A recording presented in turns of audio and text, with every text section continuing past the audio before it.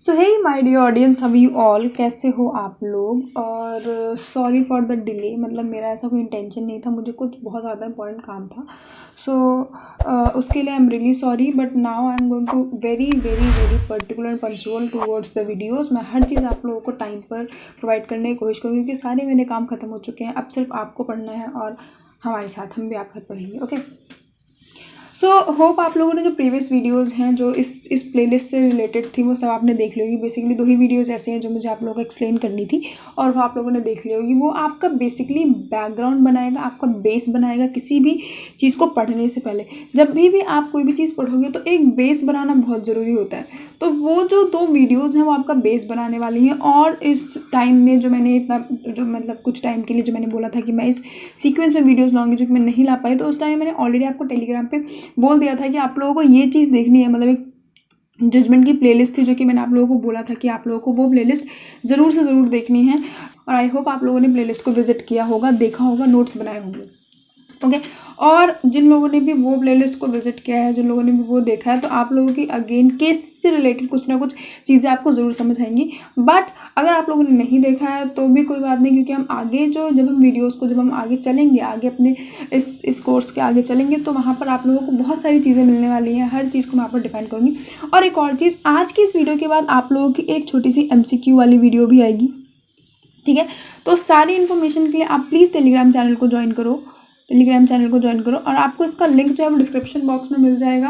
Please guys do join the Telegram channel, वहाँ पर आपको सारी इन्फॉर्मेशन मिलेगी। मैं आप पूरा टाइम टू टाइम आपको चीज़ें प्रोवाइड करने की पूरी कोशिश करूँगी। ओके, तो बिना किसी वेस्ट किए टाइम को आज हम स्टार्ट करते हैं अपने नेक्स्ट पार्ट को, जिसमें मैं आप लोगों के लिए जितने भी इंपॉर्टेंट एक्ट है जो कि आप लोगों को पढ़ना है वो सब लेकर आई हूँ। ये जो नोट्स हैं ये आपके लक्ष्मीकांत से भी हैं, ये मेरे खुद के नोट्स भी हैं, और कुछ बुक्स, जैसे कि मैंने आपको बताया था कि जो मेरे 3 सोर्सेज हैं। जब भी मैं किसी भी वीडियो की PDF को प्रिपेयर करती हूँ तो मैं 3 चीज़ें ज़रूर अपने माइंड में रखती हूँ। तो ये 3 चीज़ें आज मैंने यहाँ पर ऐड की हैं। लक्ष्मीकांत को ही मैंने यहाँ पर लिया है, बट वहाँ से मैंने बहुत कम चीज़ें ली हैं, क्योंकि लक्ष्मीकांत, जैसे कि आप लोगों को बेसिकली पता है कि लक्ष्मीकांत UPSC वाले स्टूडेंट की है। और we are not going to prepare for the UPSC, we are going to prepare only for the law entrance exam of all the 3 year law entrance exam. तो उस पर्पज़ से मैंने इस वीडियो को बनाया है, ठीक है। लक्ष्मीकांत के मैंने सारे पॉइंट्स को ऐड नहीं किया है, पहले ही मैं बता देती हूँ। आप लोग कहीं ये सोचो कि नहीं आज हम लक्ष्मीकांत को पढ़ेंगे, आप पढ़ोगे लक्ष्मीकांत को, बट उसके कुछ ही पॉइंट्स को मैंने यहाँ पर डाला है, क्योंकि हमें ओवरऑल लक्ष्मीकांत को नहीं पढ़ना है, ठीक है। एक चीज़ थी, जब मैं प्रिपेयर कर रही थी तो मेरे को मेरे टीचर ने कहा था कि एक होती प्रॉब्लम ऑफ प्लेंटी। उस प्रॉब्लम में क्या होता है कि आप लोगों को क्या पढ़ना है वो इंपॉर्टेंट है, बट क्या नहीं पढ़ना वो भी इंपॉर्टेंट है। तो आपको पता होना चाहिए कि हमें जो पढ़ना है हम सिर्फ उसी पर स्टिक करें, जो नहीं पढ़ना है उसके साइड ना जाए। ओके, तो इसलिए मैं कहूँगी कि यहाँ पर जो एरिया है आपको UPSC को कवरेज नहीं देना है, आपको सिर्फ एक लॉ एंट्रेंस को कवरेज देना है। तो उसी बेसिस पर आज हम पढ़ेंगे। ओके, सो चलिए देख लेते हैं वीडियो में। तो ठीक है, इंपॉर्टेंट एक्ट करेंगे हम लोग, सारे जितने भी इंपॉर्टेंट एक्ट हैं आज की इस वीडियो में कंप्लीट होने वाले हैं आप लोगों के। और जैसे कि मैं आपको हमेशा बोलती हूँ, अपने नोट्स ज़रूर बनाओ।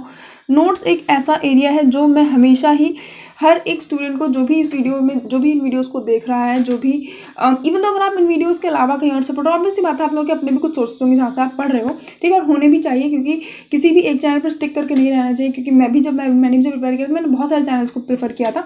तो वही चीज़ मैं आप लोगों को बोलूँगी कि किसी एक चैनल पर स्टिक ना करते हुए हर चैनल से अपने नॉलेज को गेन करो, क्योंकि हो सकता है जैसे ही कुछ चीज़ें मैं मिस कर दूँगी तो आप कहीं और से उठा लोगे, कुछ चीज़ें वो मिस कर लेंगे तो आप यहाँ से ले लोगे। तो मिक्स एंड मैच चलता रहता है, ठीक है। बट वैसे तो मैं अपनी साइड से आपको फुल देने की कोशिश कर रही हूँ, बट वो सब ठीक है। तो बिना टाइम को वेस्ट के देखते हैं। तो हम 1773 से एक्ट को पढ़ना शुरू करेंगे, और 1947 ये हमारा इंडिपेंडेंस का एक्ट है, वहाँ तक पढ़ेंगे, ठीक है। जो भी एंट्रेंस की प्रिपरेशन कर रहा है 2022 के लिए, प्लीज़ गाइज ये वीडियोस आप लोगों के लिए बहुत ज़्यादा ही यूज़फुल होने वाली है। और एक और छोटी सी अपडेट, NLSIU मतलब आपका NLS जो है, NLS बेंगलुरु का, उन्होंने अपना 3 ईयर लॉ एंट्रेंस का फॉर्म्स जो है वो रिलीज़ कर दिए हैं। तो आप लोग उसको भरो। अगर कोई भी प्रॉब्लम आती है इस फॉर्म को भरने में, कोई भी प्रॉब्लम आती है, तो आप मुझे इंस्टाग्राम पे मैसेज कर सकते हो, मैं वहाँ पे ज़रूर रिप्लाई करूँगी। और गाइस जो भी बच्चा मुझे इंस्टाग्राम पे मैसेज कर रहा है वो हाय नहीं लिखो, ठीक है। आप अपनी प्रॉब्लम्स को बताओ, या फिर आपको कोई भी चीज़ जो डिस्कस करनी है वो बताओ। अगर आपको कोई वीडियो चाहिए जिसके ऊपर आपको लगता है कि मुझे इस टॉपिक पे वीडियो चाहिए, आप इस टॉपिक को थोड़ा एनालिसिस करके बताओ, इसमें क्या है, वो सब चीज़ें अगर आप लोगों को चाहिए तो आप मेरे को डायरेक्ट वहाँ पर बोलो। क्योंकि हाय जैसी चीज़ें मतलब बहुत सारे कमेंट्स आते हैं, बहुत सारे मैसेजेस आते हैं, तो मैं सिर्फ उन्हीं मैसेज को रिप्लाई करती हूँ जो प्रॉपर मेरे को क्वेश्चन फॉरवर्ड करते हैं कि ये क्वेश्चन है, फिर ये टॉपिक है, फिर मुझे इस टॉपिक पर बात करनी है। तो जितने भी बच्चे हैं जिनको जिस भी टॉपिक के बारे में बात करने का, please do write your whole message in one message, और मतलब जितने मैसेज आप करना चाहते हो उस अकॉर्डिंग में, बट एक सिंपल हाई लिख के छोड़ो मत, क्योंकि मैं इतना वो नहीं हूँ कि मैं आपसे बैठ के एकदम फ्रीली बात करूँ, नहीं, नॉट पॉसिबल, क्योंकि मैं भी स्टूडेंट एज में ही हूँ, तो मैं भी पढ़ ही रही हूँ। तो इसीलिए आपको जो पूरा क्वेश्चन है, जो पूरी क्वेरी है, आप वहाँ पर मुझे लिख के दो। I am definitely clear all queries, all doubt on this chat only. Okay, so चलिए देख लेते हैं, मैंने ऑलरेडी इतना टाइम निकाल लिया। तो आज हम जो एक्ट्स करने वाले हैं, बेसिकली यहाँ पर 9 एक्ट है और मैं करवाऊंगी 10 एक्ट, ठीक है। ये एक्ट मैंने बहुत बहुत बहुत इंपॉर्टेंट लिए हैं, जो भी आके पेपर में आते हैं, 3 ईयर एंट्रेंस एग्जाम में जो भी पेपर में आते हैं वही सारे एक्ट हैं ये, इससे एक्स्ट्रा मैंने एक भी एक्ट नहीं लिए। बहुत सारे और भी एक्ट है, और अगर आप पढ़ रहे हो तो गाइस आप जितने एक्ट करना चाहो उतने एक्ट कर सकते हो, बट ये जो एक्ट है ये कुछ ज़्यादा इंपॉर्टेंट, जैसे आप बोल सकते हो मेरे अकॉर्डिंग्स में ये वो वाले एक्ट है। और जो एक्ट मैंने यहाँ पर मेंशन नहीं किया उसके ऊपर भी मैं आपको बातें बताती जाऊँगी, जो भी मुझे लगेगा कि वो आपके पेपर में आने के लिए मतलब आ सकते हैं। ओके, सो जो भी प्रीवियस वीडियो थी मैंने इसमें आपको पूरा बैकग्राउंड बेस आपको क्लियर कर दिया था कि कैसे कैसे हुआ था, आपका बैटल ऑफ प्लासी कितना इंपॉर्टेंट है, बैटल ऑफ बक्सर कितना इंपॉर्टेंट है, वो सब मैंने बता दिया था, ठीक है। तो होप आपको वो सब चीज़ें समझ आई होंगी। तो आज एक जो MCQ मैं आप लोगों के लिए कंडक्ट करने वाली हूँ, उन MCQs में आपको प्रीवियस वीडियो की भी नॉलेज को ऐड करना होगा, और आज भी जो हम वीडियो करने वाले हैं उन दोनों को आपको करना पड़ेगा, ठीक है। तो ये जो MCQs होंगी उसकी प्रॉपर वीडियो भी आएगी, आज नहीं, आज तो खैर हम ये करेंगे, कल आपको इसकी प्रॉपर वीडियो आने वाली है कि कौन कौन से MCQs मतलब कौन कौन से MCQs कौन कौन से क्वेश्चन को साथ कदम प्रैक्टिस करते हुए चलेंगे। तो कल आप इस MCQ वाली वीडियो को जरूर देखना। मैं आज सारे MCQs रेडी कर लूँगी आप लोगों के लिए, ताकि आप लोगों को कोई प्रॉब्लम ना हो। ओके, और PDF जैसे कि मैं आपको हमेशा बोलती हूँ, PDF अगर आपको चाहिए तो अगेन मैं टेलीग्राम चैनल को ही प्रेफर करने वाली हूँ, क्योंकि आप ही लोगों ने मुझे कहा था कि please make a group on Telegram, तो मैंने यही चीज़ को सोच के टेलीग्राम पे आपके लिए ग्रुप बनाया है। तो guys please do join that channel, और वहीं पर आपको सब कुछ मिलने वाला है। तो चलिए देख लेते हैं कौन कौन से एक्ट्स हैं जो मैं आज आपको कंप्लीट करवाऊंगी, जो आज मैं आपको समझाने वाली हूँ। फर्स्ट एक्ट आपका है रेगुलेटिंग एक्ट 1773। ये एक्ट इतना इम्पॉर्टेंट इसलिए है क्योंकि इसमें एक बहुत मेजर चेंज आया, ठीक है। क्योंकि आप लॉ एंट्रेंस की तैयारी कर रहे हो, तो लॉ के बेस पे भी एक छोटा सा यहाँ पर इंपॉर्टेंट पॉइंट था, वो भी हमें डिस्कस करना है। और क्योंकि ये उन एक्ट की सीरीज में ऐसा एक्ट था जहाँ पर ब्रिटिशर्स ने, जो गवर्नमेंट थी, ब्रिटिश गवर्नमेंट थी, उसने सोचा कि देखो यहाँ पर आप टाइम देखो, हम 1600 से हमने बात करनी स्टार्ट की थी, अभी हम लोग हैं 1773 में, तो काफ़ी टाइम निकल गया है। और इस पूरे टाइम में ईस्ट इंडिया कंपनी अपना ट्रेड का काम कर रही थी, ठीक है, ट्रेड कर रही थी, उसको थोड़े बहुत जो राइट्स दिए गए थे, मिले थे, उन सबको यूज़ कर रही थी। बट नाउ ऑनवर्ड्स, मतलब जब ये एक्ट आना शुरू किया, तो ब्रिटिश गवर्नमेंट जो थी उन्होंने सोचा कि अब हम लोगों को आना चाहिए ग्राउंड पर, और हम लोगों को धीरे धीरे अपने आप को इंक्लूड करना चाहिए। ओके, सो रेगुलेटिंग एक्ट का आज हम करने वाले हैं। उसके बाद हम पिट्स इंडिया एक्ट करेंगे, जो कि 10 साल बाद एक छोटा सा अमेंडमेंट था, बट लाया गया था, तो उसको ही पढ़ना है। चार्टर एक्ट काफ़ी सारे हैं। चार्टर एक्ट जो था वो ऐसा सीक्वेंस में आता था कि हर 20 ईयर पे उनको रिन्यू कराते थे, मतलब हर 20 ईयर पे एक न्यू चार्टर आता था, ठीक है। तो चार्टर एक्ट 1793, 1813, 1833, ये सब कुछ इंपॉर्टेंट एक्ट है, इसके बारे में हम देखेंगे। फिर चार्टर एक्ट 1853 वाला थोड़ा सा इंपॉर्टेंट है, तो इसलिए मैंने इसको अलग से मेंशन कर दिया। देन आपका council of India act 1858, again ये वाला एक्ट जो है, यहाँ से आपको बेसिकली बहुत ही मतलब माइंड से इसको करना पड़ेगा इस वाले एक्ट के बाद। वैसे ये सारे एक्ट आपको बहुत अच्छे से करने, बट यहाँ से थोड़ा सा एक जो गवर्नमेंट थी, जो ब्रिटिश गवर्नमेंट थी, उसको लग गया था कि होल्ड ऑन, मतलब हम ज़्यादा देर तक नहीं है, अब जितनी जल्दी हो सके जो करना है करो, उसके बाद सब चीज़ें खत्म हो जाएंगी। तो यहाँ से जो चीज़ें थी, जो मंगल पांडे वाला एरिया आपको याद है, 1857 वाला, 1857 का जो रिवोल्ट हुआ था, 1857 का जो रिवोल्ट हुआ था, ये उसके बाद आया गया था। और ये हमारी, ऐसा कहा जाता है, माना जाता है कि हमारी जो इंडिपेंडेंस की फर्स्ट वॉर जो थी ना, फर्स्ट रिवोल्ट जिसे कहते हैं, वॉर नहीं, रिवोल्ट जिसे कहते हैं, वो यहीं से था। मतलब फर्स्ट टाइम जब हम लोगों ने सोचा कि हमें इंडिपेंडेंस चाहिए, तो ये वाला, ये वो ऐसा टाइम था जब ब्रिटिशर्स को समझ आया कि यार अब हमको ज़्यादा टाइम नहीं है हम इंडिया में, ठीक है। तो इसलिए यहाँ से कुछ ज़्यादा ही मेजर चेंजेस आने शुरू हो गए थे। उसके बाद हम इंडियन काउंसिल एक्ट जो है, इंडियन काउंसिल एक्ट 1909 वाला करेंगे। और ये आपका अगेन इसमें एक बहुत इंपॉर्टेंट पॉइंट हुआ था, तो वही पॉइंट मैं आपको आगे बताऊंगी। देन हमारा government of India act 1919, government of India act 1935, again important one, और इंडियन इंडिपेंडेंस एक्ट 1947, ये तो सब आपको पता ही है, तो इसके बारे में हम थोड़ी सी बात कर लेंगे, कोई ऐसा इशू नहीं है। ओके, सो चलिए देख लेते हैं। अच्छा, एक और चीज़, प्रीवियस वीडियो में मैंने जब आप लोगों को, जो मैंने लास्ट वीडियो निकाली थी, उसमें मैंने आप लोगों को एक चीज़, मतलब ऑलमोस्ट मैंने सब क्लियर किया था, बट एक पॉइंट मैंने वहाँ पर नहीं डिस्कस किया। एक आपका ना ब्लैक होल ट्रेजेडी हुई थी, ब्लैक होल ट्रेजेडी, ये हुई थी 1756 में, ठीक है। बैटल ऑफ प्लासी हुआ था आपका 1757 में। बैटल ऑफ प्लासी का होने का एक और रीजन आपका था ब्लैक होल ट्रेजेडी। अब ये ब्लैक होल ट्रेजेडी क्या था, इसको भी थोड़ा सा देख लेते हैं। वैसे ये ऐसे इंपॉर्टेंट नहीं है, इतना डेप्थ में नहीं पूछा जाता, बट फिर भी क्योंकि हम कनेक्ट कर रहे हैं इसलिए थोड़ा सा यहाँ पर मैं आपको बताना चाहूँगी। ब्लैक होल ट्रेजेडी क्या था कि ये बंगाल में हुआ, ठीक है। बंगाल के उस टाइम आपके नवाब थे सिराजुद्दौला, ठीक है। और उनका सिराजुद्दौला ने क्या किया, कुछ ब्रिटिशर्स को, जो कि एक छोटी सी जेल थी, ठीक है, उसमें 6 और मैक्स टू मैक्स 10 लोगों की जगह थी, उसमें आप बंद करके रख सकते थे, बट उन्होंने 150 प्लस लोगों को बंद करके रखा, जिससे सफोकेशन और प्रॉब्लम की वजह से उन लोगों में 120 प्लस लोगों की डेथ हो गई।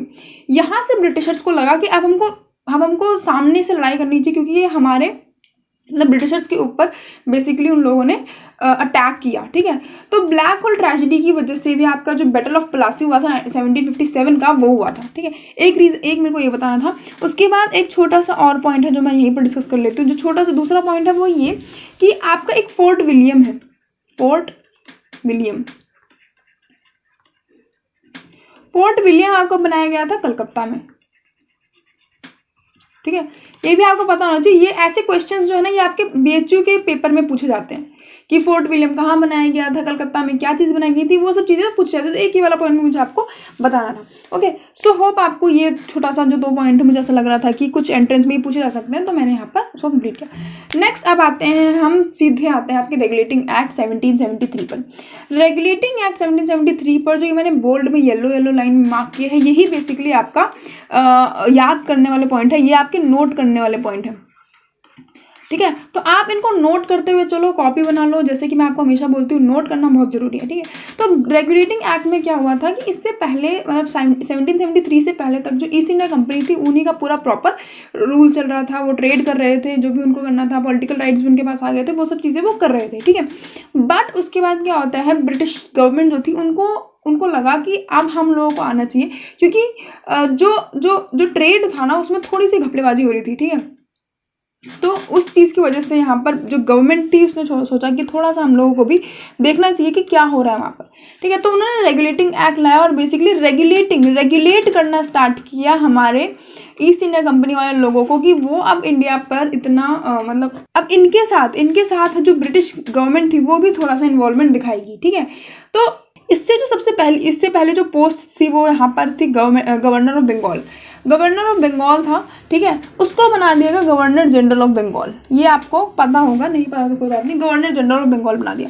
बंगाल को इतनी प्रायोरिटी क्यों मिली थी, रीजन ये था क्योंकि बंगाल का जो प्रोविंस था ना, वो बहुत बड़ा था, मतलब बहुत ज़्यादा, और रिच भी था, ठीक है।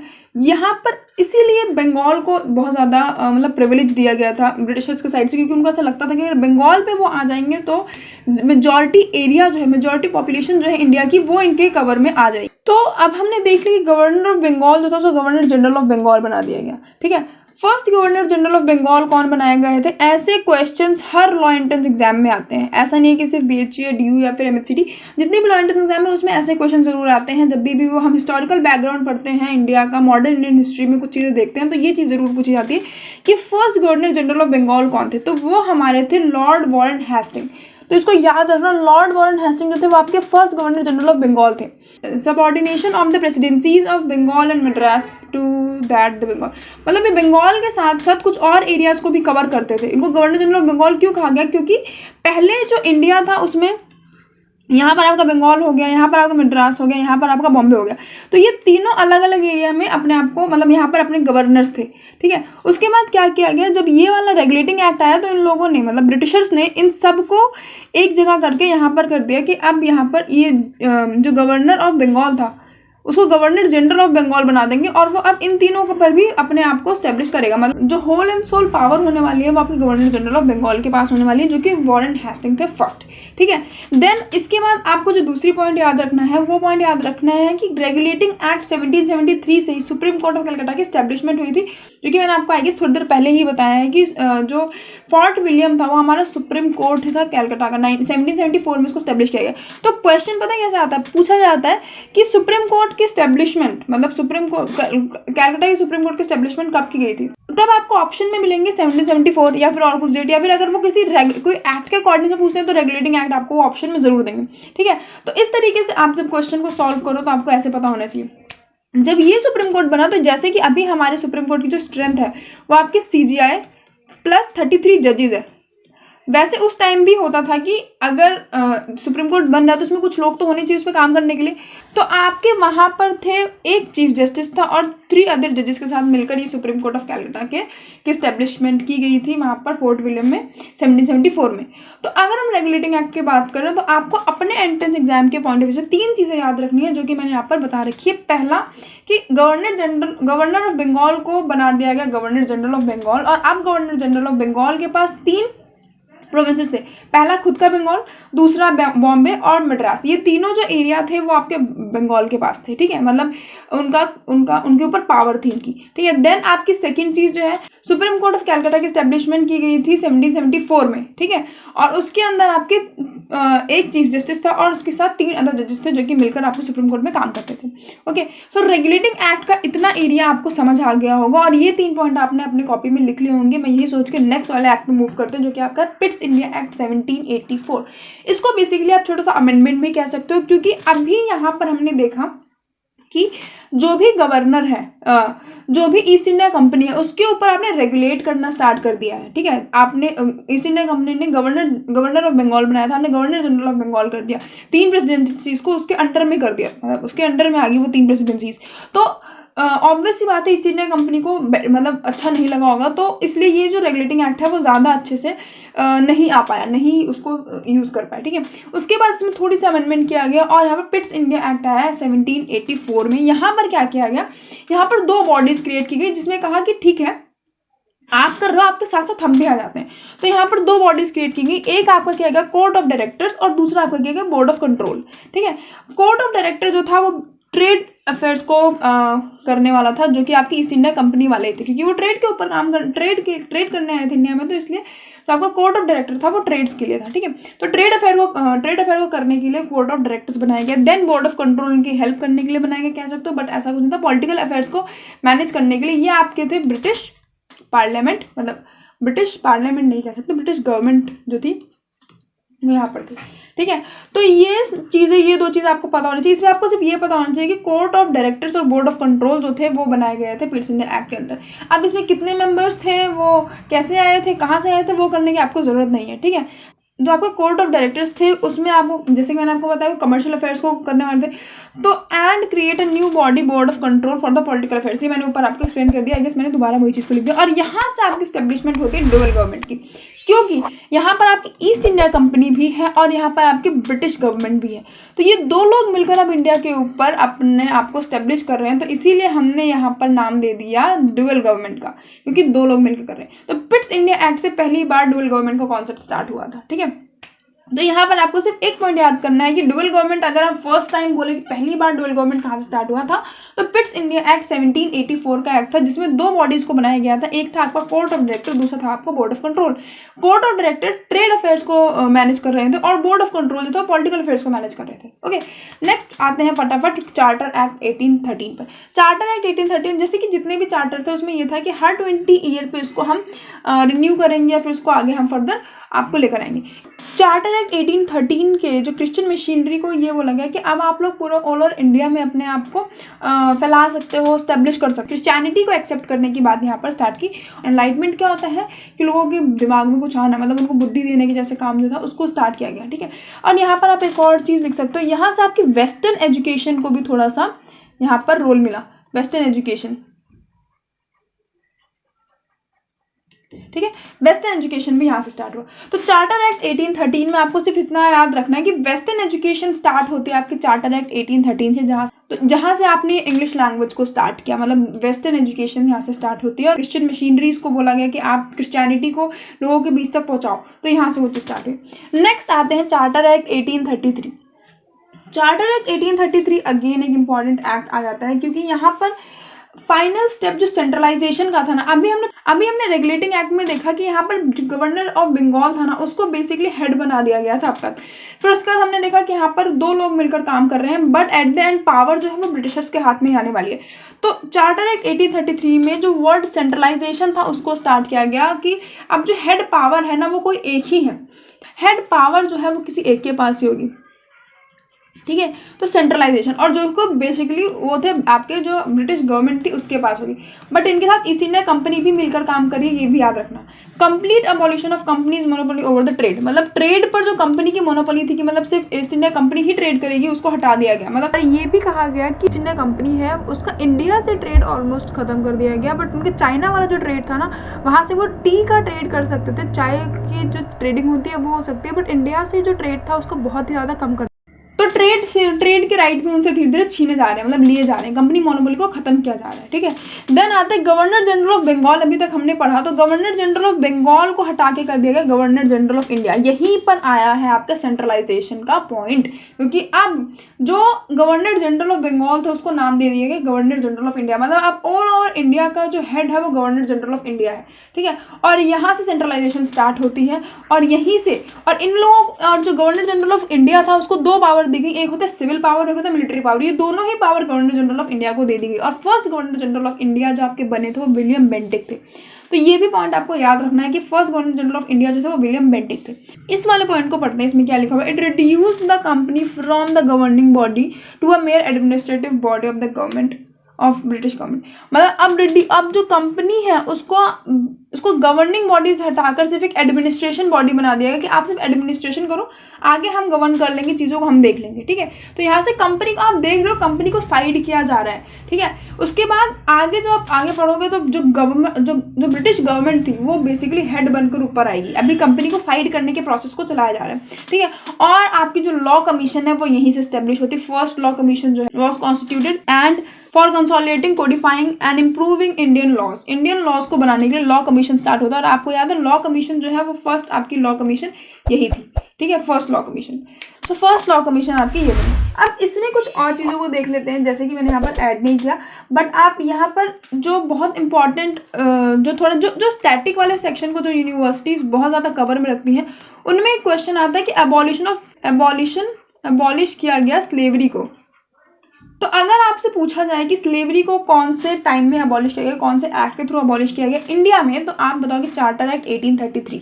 ओके, सो जितने भी यूनिवर्सिटी जैसे कि BHU हो गया, और आपकी दिल्ली यूनिवर्सिटी भी कभी बार ऐसे क्वेश्चन पूछ लेती है, क्योंकि स्टैटिक के पोर्शन में दिल्ली यूनिवर्सिटी ने इस बार काफ़ी क्वेश्चन पूछा, तो इस टाइप के क्वेश्चन भी आने की पॉसिबिलिटी है, ठीक है। तो एबॉलिशन ऑफ स्लेवरी जो है वो इस एक्ट के थ्रू इंडिया में उसको हटाया गया स्लेवरी को, ठीक है। तो होप आपको ये वाला पॉइंट भी आपने लिख लिया है। अब आप पढ़ोगे 1853 का। 1853 में क्या था, introduce an open competition for the system of the selection of civil servant मतलब UPSC जिसको आज के टाइम में हम कहते हैं, बट उस टाइम तो सिविल सर्वेंट की जो स्टार्टिंग की गई ICS इंडियन सिविल सर्विस, यहाँ पर इसको स्टार्ट किया गया, ठीक है। और ओपन कंपटीशन कर दिया गया कि अब इस वाले एक्ट में भी, मतलब यहाँ पर अगर हम बात करें तो यहाँ पर भी ICS स्टार्ट किया गया था, बट ये सिर्फ ब्रिटिशर्स के लिए था। यहाँ पर आओगे जब 1853 वाले पे आओगे तो ये अब यहाँ पर ओपन कंपटीशन हो गया कि अब इस पर कोई भी पार्टिसिपेट कर सकता है, बट यहाँ पर एक एक्सेप्शन था कि आपको ब्रिटेन में जाके इस पेपर को लिखना है, आप यहाँ नहीं लिख सकते। तो थोड़ी सी यहाँ पर इंडियंस को अलाउ किया गया,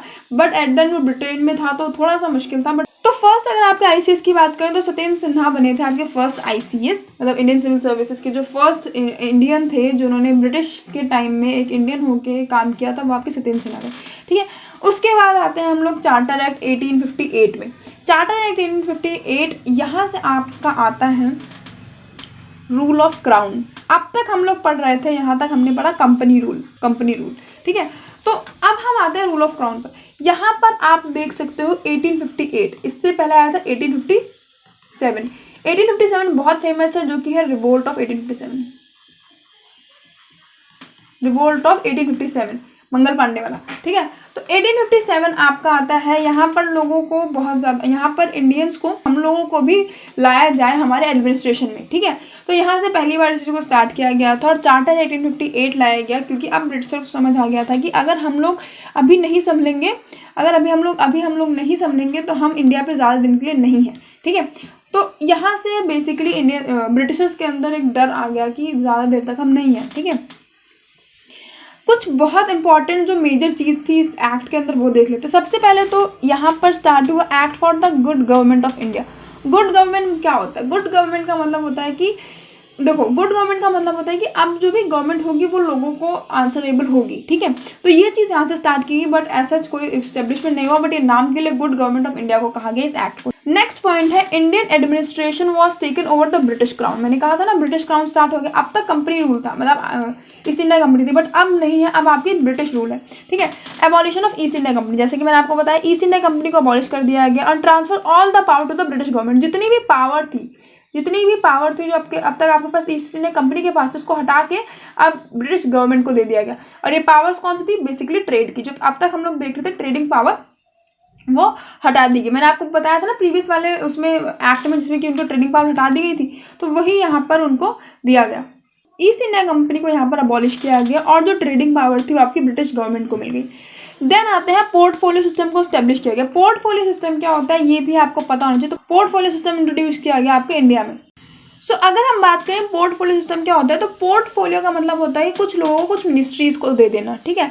कुछ लोग कुछ मिनिस्ट्रीज़ में काम कर रहे हो, तो वो स्टार्ट किया गया यहाँ पर। जैसे कि अभी हमारे जो गवर्नमेंट है वो कुछ लोगों को कुछ मिनिस्ट्रीज़ दी गई थी, वही चीज़ चार्टर एक्ट 1858 में स्टार्ट की पोर्टफोलियो सिस्टम, मतलब कुछ लोगों को कुछ स्पेसिफिक काम दे दिया गया कि आप इस वाले काम को करोगे, ठीक है।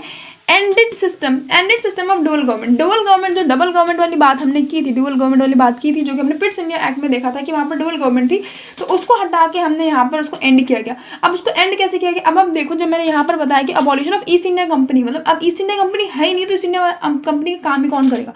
तो इसलिए डुअल गवर्नमेंट वाले सिस्टम को हटा दिया गया, abolishing the board of control and court of directors, और इन दोनों को भी अबॉलिश कर दिया, क्योंकि अब जरूरत ही नहीं, जब ईस्ट इंडिया कंपनी नहीं है तो बोर्ड ऑफ कंट्रोल की जरूरत क्या है, ठीक है। A council of 15 member known as the Council of India was created, और एक काउंसिल ऑफ इंडिया बनाया गया, मतलब एक मेंबर बॉडी बनाई गई जिसमें 15 मेंबर्स थे, और उसको बेसिकली कहा गया council of India. Then the system of dual government, जो कि इंट्रोड्यूस किया गया था पिट्स इंडिया एक्ट में 1784 में, जो कि मैंने आपको बताया था, उसको फाइनली हटा दिया गया, क्योंकि ब्रिटिश गवर्नमेंट ने ईस्ट इंडिया कंपनी को हटाया। जब ईस्ट इंडिया कंपनी हट गई तो वो बॉडी हट गई, तो फाइनली क्या है, वो आपका हट चुका है, ठीक है। ब्रिटिश ईस्ट इंडिया कंपनी चली गई, तो वो वाला जो सिस्टम है वो हटा दिया गया। ईस्ट इंडिया कंपनी को हटाया गया, तो ब्रिटिश गवर्नमेंट ने कहा कि अब हम लोग आने वाले, अब हम लोग आ गए, तो हम वायसरॉय ऑफ इंडिया बनाएंगे। फर्स्ट वायसरॉय ऑफ इंडिया जो बने थे वो लॉर्ड कैनिंग थे, और यही आपके last governor general of India भी थे। उनको हटाया गया, मतलब इस पोस्ट को हटा के उनको नई पोस्ट दे दी गई, अब वो वायसरॉय ऑफ इंडिया हो गए, ठीक है। तो लास्ट जो गवर्नर जनरल ऑफ इंडिया थे लॉर्ड कैनिंग, वही फर्स्ट वायसरॉय ऑफ इंडिया भी बने थे। देन नेक्स्ट पॉइंट और लास्ट पॉइंट यहाँ पर लिखा हुआ है, इंडियन एडमिनिस्ट्रेशन का came under the control of British crown. British crown के अंडर आ गया आपका पूरा जो कंट्रोल था आप लोगों का, वो आ गया ब्रिटिशर्स के पास, ठीक है। तो अगर मैं इस एक्ट को, जो कि काफी लंबा एक्ट, उसको समराइज किया जाए, तो आपको कुछ चीजें याद रखनी, जैसे कि अगर आप नोट बना रहे हो तो अभी एक नोट बनाओ। पहला कि गुड गवर्नमेंट एक्ट इसको बोला जाता है, बट अगर आप इसको नहीं भी लिखो तो भी ठीक है। इस एक्ट से इंडियन एडमिनिस्ट्रेशन का पूरा टेक ओवर जो किया गया था ब्रिटिश गवर्नमेंट ने किया था, ठीक है। ब्रिटिश क्राउन यहाँ पर आ गया था, जो ब्रिटिश गवर्नमेंट थी वो यहाँ पर आ चुकी थी, ठीक। देन नेक्स्ट पॉइंट लिखो कि ईस्ट इंडिया कंपनी को अबॉलिश किया गया।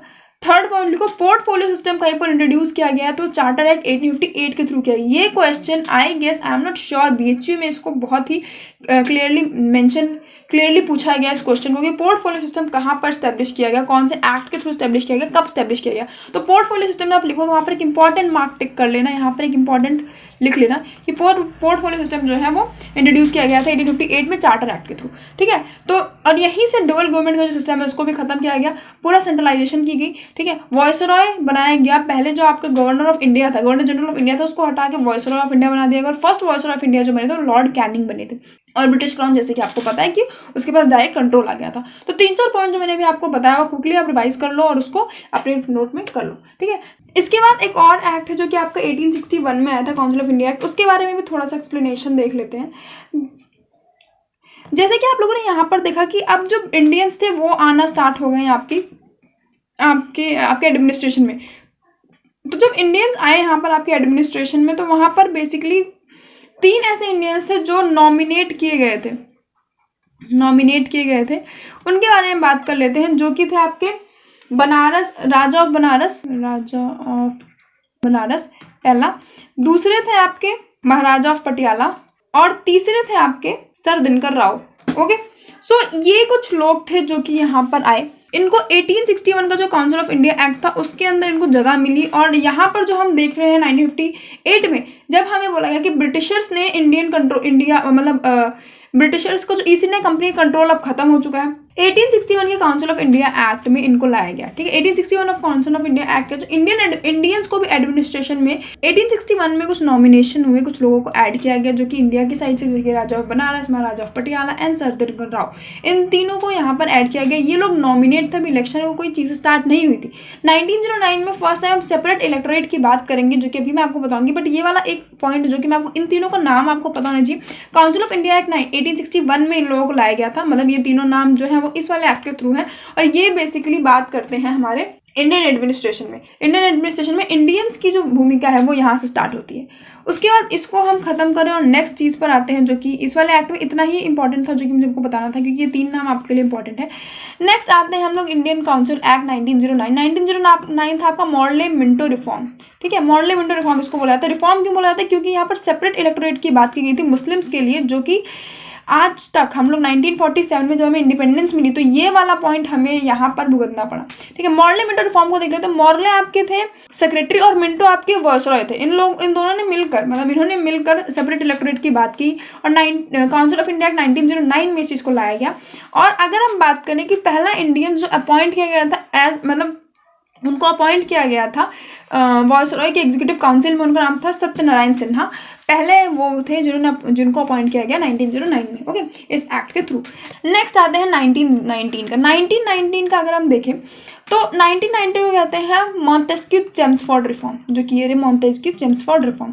मॉन्टेस्क्यू आपके सेक्रेटरी थे, चेम्सफोर्ड आपके वायसरॉय थे। ठीक है, ये वाला जो रिफॉर्म था इसके बारे में हम देख लेते हैं। तो पहली बार यहाँ पर बाइकैमरलिज्म जो चीज़ थी वो स्टार्ट हुई। बाइकैमरलिज्म का मतलब होता है स्टेट एंड सेंटर, ये वाला जो कॉन्सेप्ट था।